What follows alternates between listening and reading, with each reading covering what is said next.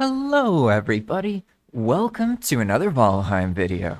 I'm excited to share that Enigma Mode is now available on R2 Modman. Enigma Mode is a new way to play Valheim, and better yet, if you invite your friends onto your world while you're playing, they'll experience Enigma too, even though they're completely vanilla. Enigma itself consists of a bunch of expand world prefab scripts, which are just text files you can open and values you can edit. And then boom, the game is different. And I know that as soon as people have a good demonstration of what's possible, many more people are going to get into this new way of playing Valheim. Because Enigma is just my favorite version of the game.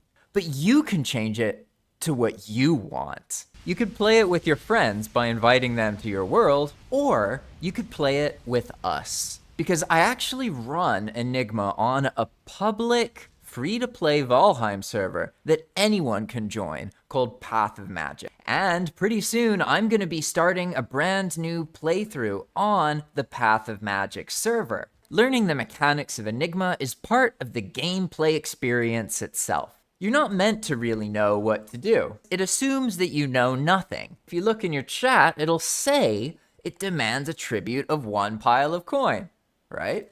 So if you were to then come over and build a pile of coin, that's how you learn how to keep going. And that's the same attitude with most of the features on Enigma. Almost everything has been reworked. And my mentality in general is make Valheim more Valheim.